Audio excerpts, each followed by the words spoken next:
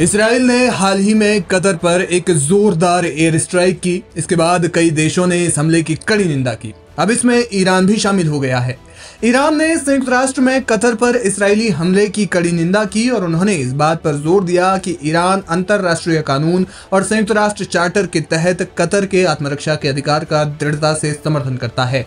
संयुक्त राष्ट्र में ईरान के राजदूत और स्थायी प्रतिनिधि अमीर सईद इरावानी ने गुरुवार को संयुक्त राष्ट्र सुरक्षा परिषद के एक आपातकालीन सत्र में जो भाषण वे देने वाले थे उसमें ये बातें लिखी गई थी और इसके अलावा इसमें इसराइल के विरोध और कतर के समर्थन में तमाम बातें लिखी हुई थी। हालांकि उन्हें इस दौरान अपना वक्तव्य रखने का मौका नहीं मिल पाया, लेकिन ईरान ने अपना भरपूर समर्थन कतर को दिया। इस बीच खबर है कि ईरानी राष्ट्रपति मसूद पेज़ेश्कियान रविवार और सोमवार को दोहा में होने वाले इस्लामिक अरब शिखर सम्मेलन में भाग लेंगे।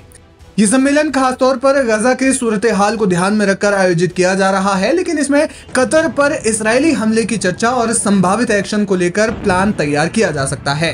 ये बैठक कतर द्वारा गजा में फिलिस्तीनियों के लिए समर्थन जुटाने और कतर की राजधानी पर इसराइल के हालिया हमले का जवाब देने के लिए बुलाई गई है।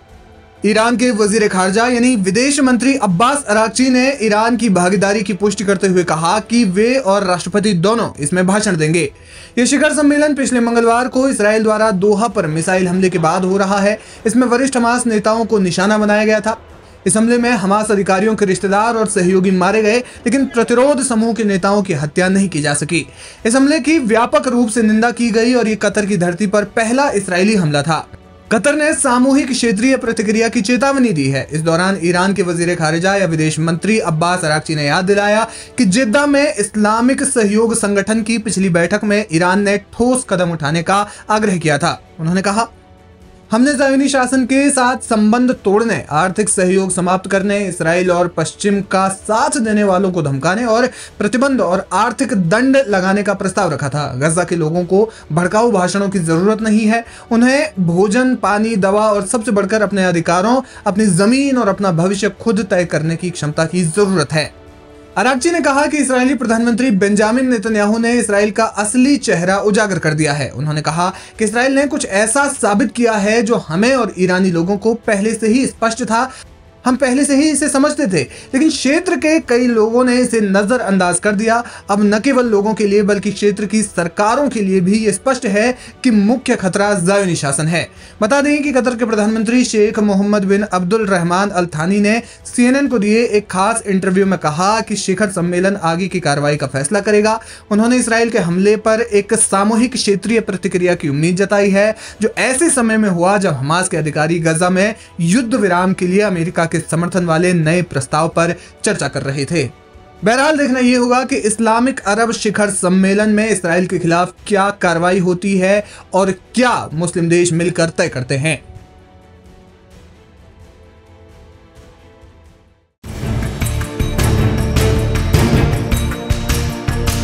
इसराइल ने कतर में मौजूद हमास नेताओं को खत्म करने के लिए जिस तरह से अटैक किया, उससे अमेरिका, कतर और खित्ते के सभी अरब देश सन्न रह गए हैं।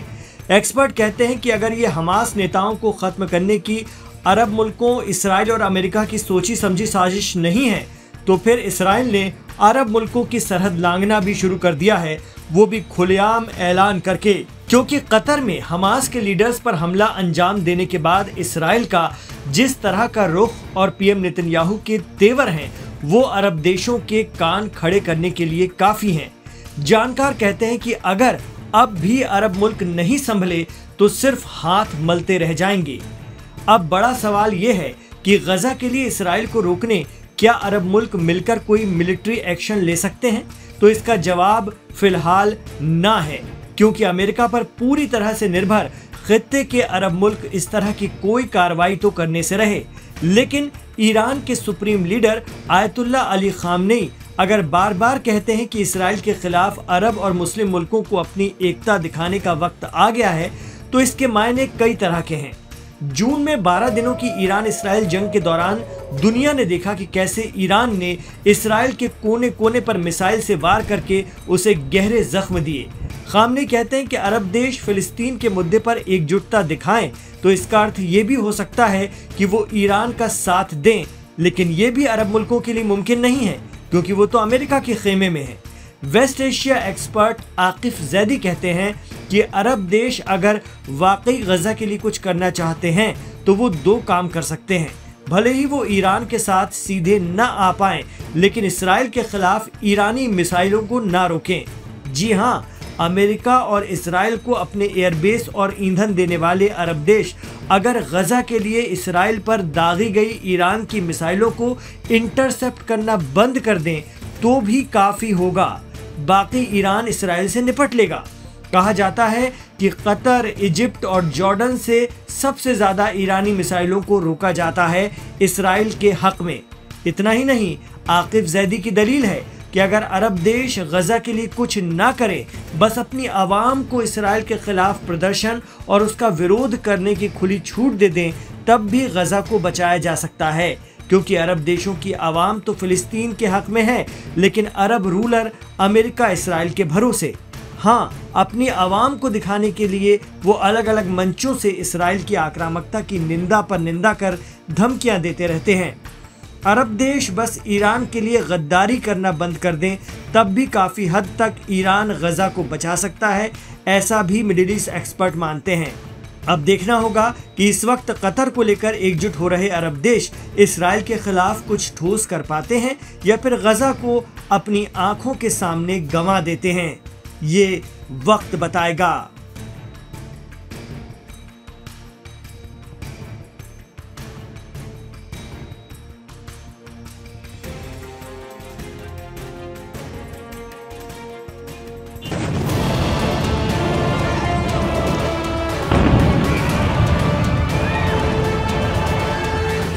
इजराइल ने कतर की राजधानी दोहा में हमास के अधिकारियों पर जो हमला किया, उससे मुस्लिम देश भड़के हुए।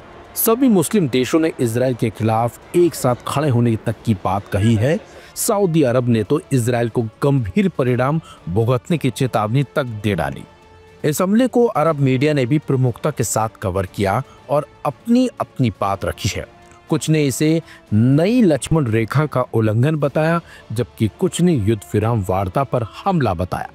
कतर स्थित अल जजीरा और अबू धाबी स्थित स्काई न्यूज अरबिया ने अपने बुलेटिन में कतर के प्रधानमंत्री के बयान को प्रमुखता दी, जिसमें उन्होंने कहा कि दोहा को जवाबी कार्रवाई करने का अधिकार है। साथ ही उन्होंने एकजुटता के साथ कार्रवाई की अपील भी की। वहीं अल अरेबिया ने अपने बुलेटिन में ट्रंप के उस बयान को प्रमुखता दी, जिसमें उन्होंने कहा था कि वह इस हमले से खुश नहीं है। ज्यादातर मीडिया संस्थानों ने इसे कतर पर आक्रामकता करार देते हुए चर्चा की मांग की है।